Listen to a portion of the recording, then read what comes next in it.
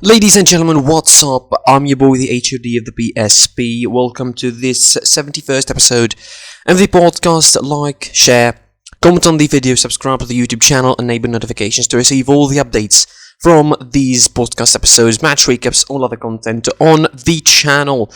Follow social media, PSP on Twitter, Pitchsidepod on Instagram, and listen to this podcast on Spotify, Google Podcasts, or any other platform, or check it out here on YouTube. Let's get it on. Let's start with some news, and we're going to get to them in some quick shots kind of fashion. Of course, in the Premier League, Chelsea made it 2-0 against Newcastle. Werner finally ending the goal drought, lifting Blues into the top 4 of the table. Chelsea, of course, climbing into that position after the win against Newcastle United 2-0.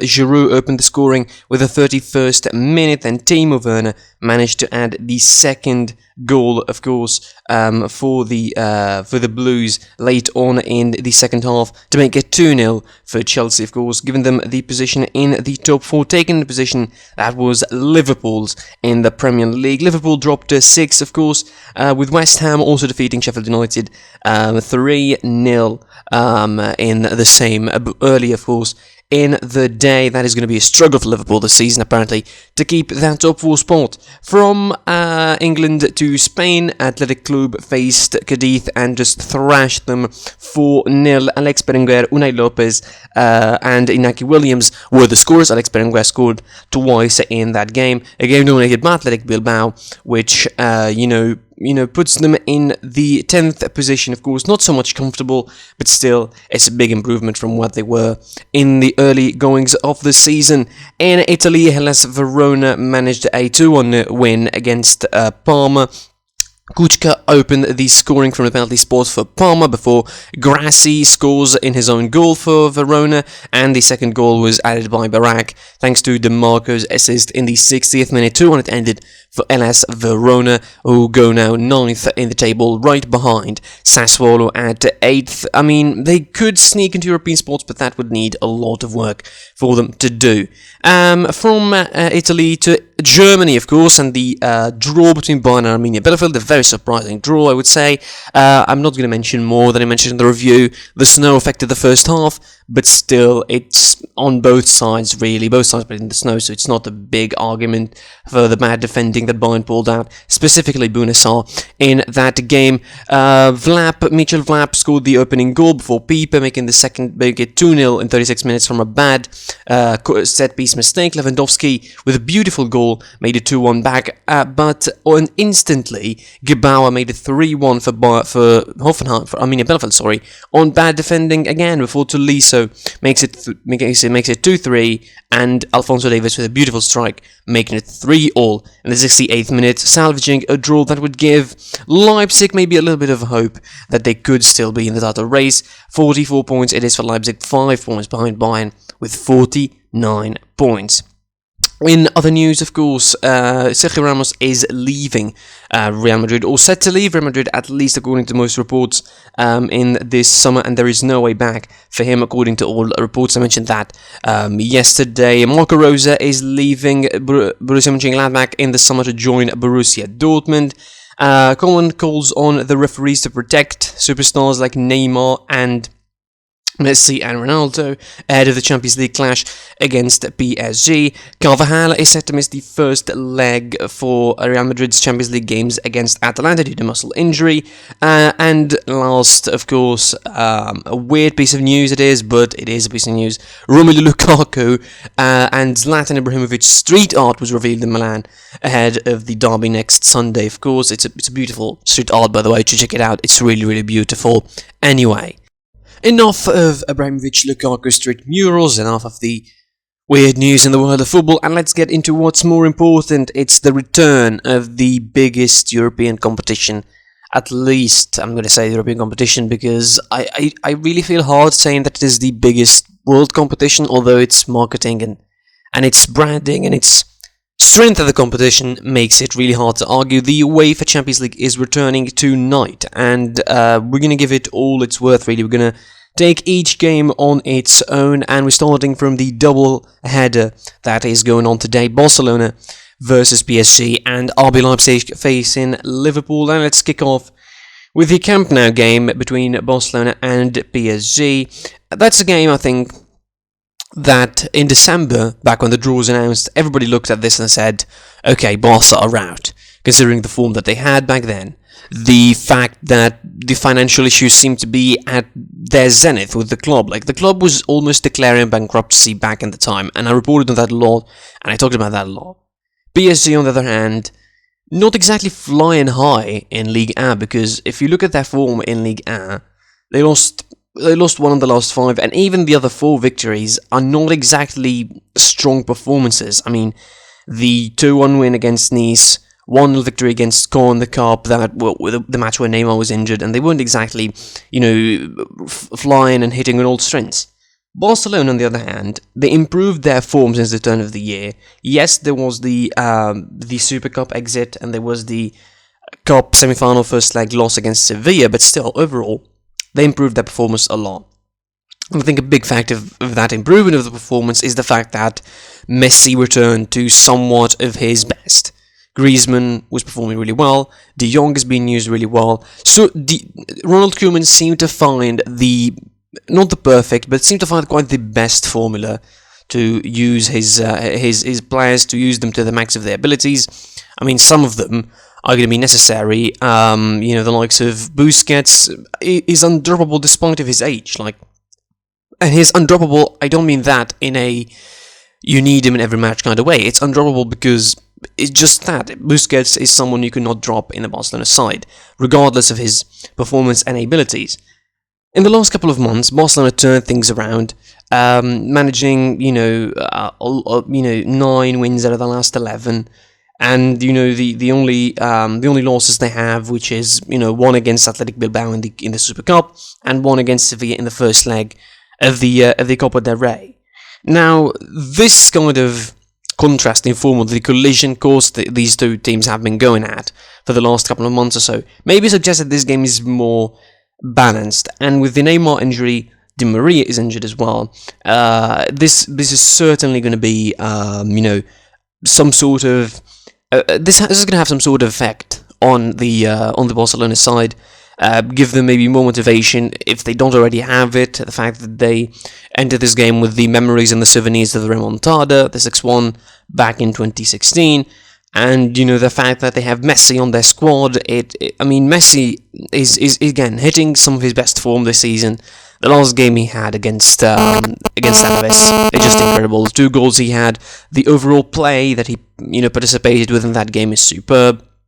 He's entering this game, and Barcelona as a whole entering this game, not quite as favourites, but certainly turned around from the way that it was pitched at in December, as a game where PSG were expected almost to rout Barcelona, walk over them at a certain point, considering the form of the players, considering the general consensus, considering the morale at the club that was really, really low, and you can see it in Messi's face at certain points of the season, that he was not enjoying his playing time.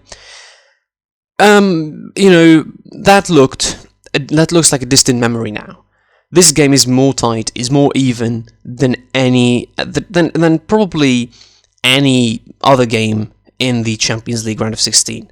Like, in the other games, in all 7 of them, probably bar Leipzig, Liverpool, I would say the tie turns to one of the other clubs against the other. But in this one, I think by the fact that you take Di Maria out of that, and you take Neymar out of that competition, and out of that squad of PSG, and it just goes, I think, to 50-50 maybe, to 51-49 in the favour of PSG. Some people even favouring Barcelona to win this first leg in Camp Nou. And certainly they could. Because, again, PSG are not exactly the strongest, of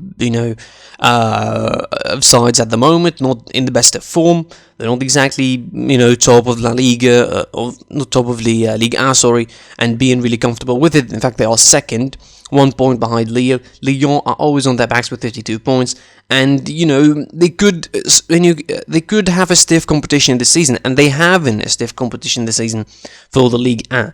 If they win it eventually, it won't be surprising, but at least this season you know that they will make an effort for it. For Barcelona, I think they're far from the league.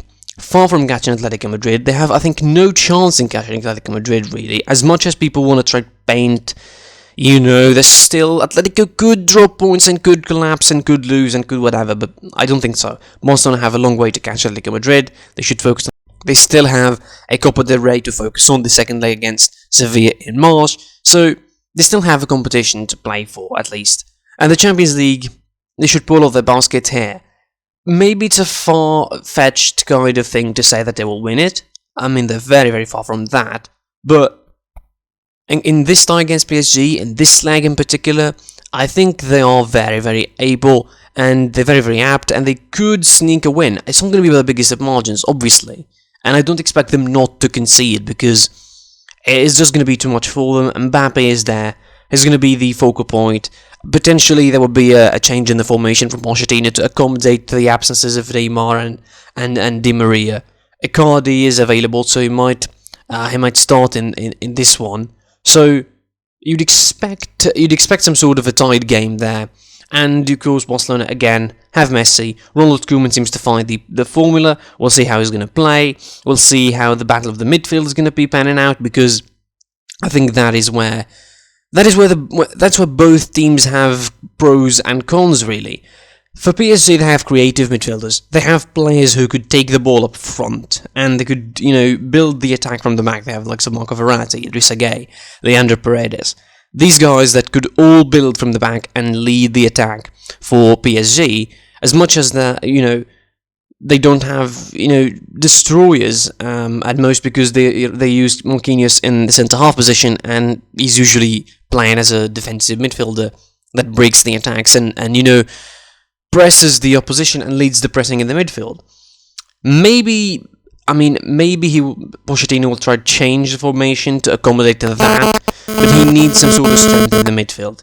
De Jong, is doing so well at the moment, and you need to be marking him, and you need to be putting a player that his job is just to cut the options from De Jong, a player that has to cut the options from Messi. So it will be a lot of hardships to think about for Pochettino, as much as this game, again, might sound favourable for PSG early on before when the draw was made, but from then to now, there's a lot of things that have changed. There's a lot of informations that popped up, change in the form for both Barcelona and PSG, and I think it's now hard to really predict what's going to happen in that game, and it's really hard to say that there is going to be a defined winner. That you cannot say that PSG are going to go through easily, or Barcelona are going to be routed, or the predictions, the expectations that anybody has from the draw until now, they need to forget about, and they need to now focus on the game that they're going to be seeing in the Camp Nou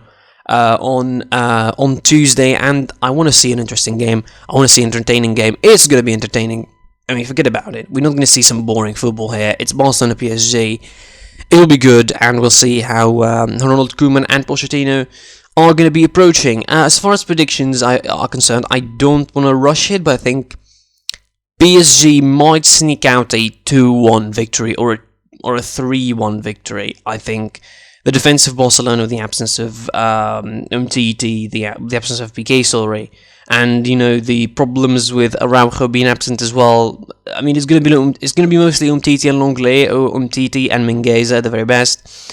And if it is Umtiti and Lenglet, both play with the left foot and both have problems of their own, it's going to be an interesting situation for Barcelona to watch. They will be having the return of Serginho Dest, which I think is going to be a really, really good addition to the squad. So we'll see how this pans out. My prediction is a 3-1 victory for PSG, and hopefully it doesn't bite me in the backside later on. Moving on into the second game of this doubleheader, the game that's going to be taking place in the Ferenc Puskás Arena in Hungary because of the travel restrictions, of course, from Germany on the on UK in general because of the new strains of the COVID. It's going to be RB Leipzig facing Liverpool, and this is a one that, since the draw has been announced, it was hard, and it was expected to be hard for the English club. Now, obviously, the focus here is going to be on Liverpool, because they are the team heading into this fixture with the worst form. They are the team heading into this fixture with a lot of just a lot of problems to think about. Like 3 losses in the back-to-back in the league, 5 out of the last 7. They couldn't win at home for their life, really. They drawn against United at home. They lost to Burnley. They lost to Brighton at home. They lost to City at home, and then they lost to Leicester away from home in a ridiculous fashion, like just this past weekend. And they enter this game with quite the ship on their shoulders. Really, they have a lot of work to do. And the amount of thinking that Jurgen Klopp is going to need to do in this game is incredible. And against a side like Leipzig and with Julian Nagelsmann, a side that might not be flying high in the Bundesliga, but they have still 4 wins on the trot, including, of course, win against Bochum in the Cup 4-0, 3 in the league in the row, conceding only 1 goal in all of these 4 matches. I mean, improving their defense, which already has been good, and of course, big part of that, I mean, you could say that it is Upamecano who's going to be leaving them in the summer for Bayern, and that's a whole different story. We talked about that already. RB Leipzig are favourites in this one. Let's make no masks for this. They enter as favourites in this one, considering the form Liverpool are in, considering the status of both sides at the moment. Liverpool are in such a terrible form that you don't give them favour against any team. And, some of the results they had, it's not their fault mostly. Because you look at RB Leipzig, you look at, I don't know, Liverpool, and you say, which defence is better? You obviously say Leipzig. Liverpool's problems in this season have been centred around the fact that they don't have a defensive general shape, or a defensive sort of, stable shape. Obviously, the long-term injuries are still there. The likes of Van Dijk, Matip, Keita, Diogo Jota, Joe Gomez. There's also, short-term injuries. Milner is probably going to be missing the tie as well. Divock Origi is going to be unavailable. There's questions about, Fabinho as well. You don't know if he's going to be available or not. So, there's just a lot of problems for Liverpool to deal with.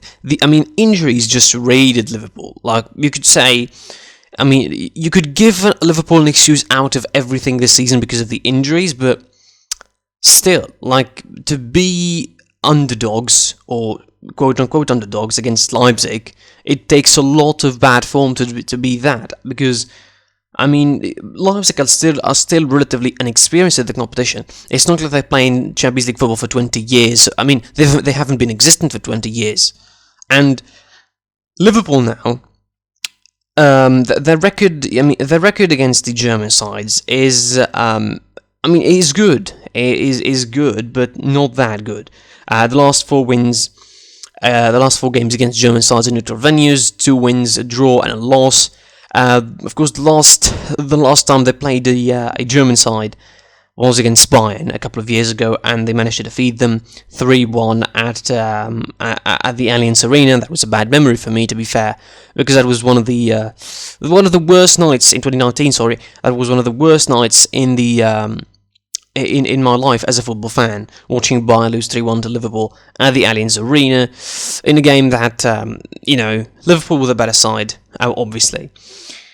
Now, this is a different game, all right. This is going to be, again, Liverpool coming from a weaker position than usual, raided by injuries, raided by bad form, not having the best defensive record heading into this game. Now, Liverpool, in their last, since the turn of the year in 2021, the first game they had, they conceded, they conceded 13 goals. Conceding 13 goals, including 8 in the last 3, is not something you want to be having, and it's not a good sign. Conceding against Leicester 3 in a game that Leicester were mostly caving in the back and just playing on the counter is a thing on its own. Conceding 4 against Man City with 2 of them being gifted by a goalkeeper is something, but 8 on the whole, and you're entering this game against the Leipzig side that have the potential in the midfield and the attacking line. Let's put it like this. Leipzig now have a better midfield than Liverpool. Let's just agree on that. They have a better midfield than Liverpool, a better structure, I mean, whichever the personnel is going to be, in Kevin Campbell, in Marcel Sabitzer, in all of these guys, even with the absence of Konrad Laimer, one of their most important players in that midfield structure, they still are really, really, really, really good. There's Kevin Campbell, again, Sabitzer, Olmo, Forsberg playing as a false nine, and dropping into that midfield positioning. They still have so much players, Danny Olmo and Kunku, those kind of players. The midfield structure for RB Leipzig is just so good. It has a bit of both. It has, Kevin Campbell, it has Marcel Sabitzer, who would do the work. I mean, Sabitzer, of course, was a little bit high up the pitch in the last couple of seasons, and, with the exit of Tico Demme, the absence of Konrad Laimer, who's pulled into a more central position in the midfield and into a deeper role as a deep line playmaker, but he does that so well. And with potentially Liverpool playing with Henderson as a centre-half, because that's mostly what they're going to be doing. They literally have no centre-halves, and I don't think they're going to be and they could not throw Kabak in there or Ben Davies in there. He's not available for that. So, I think, with Ben Davies injured, Kabak, I don't think they're going to be throwing him into that situation, unless, Liverpool are willing to risk that to have one of them midfielders back into position. Mostly would be Henderson.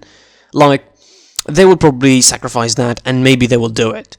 But as far as I'm concerned, the battle is won and lost in the midfield for Liverpool. If they're going to be having an empty midfield, as usually, if they're going to be having a bad sort of time trying to press the ball, trying to, running behind the ball, trying to win duels with the Leipzig midfielders, I think they're going to be losing the game.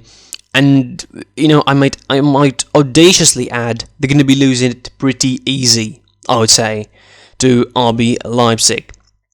Again, who have, a very active, very dynamic midfield line, a very dynamic forward line, and they have one of the best defenses in Europe, in my opinion. Not exactly in terms of the numbers, but as personnel, really, they are really up there with the best of the best in terms of defending. Finally, a prediction, I think, for this game. It's again, these predictions that I'm really going to make for these two games are going to be biting me in the backside. I'm sure about that. But I'm going to be throwing a prediction out there. 2-0 for Leipzig.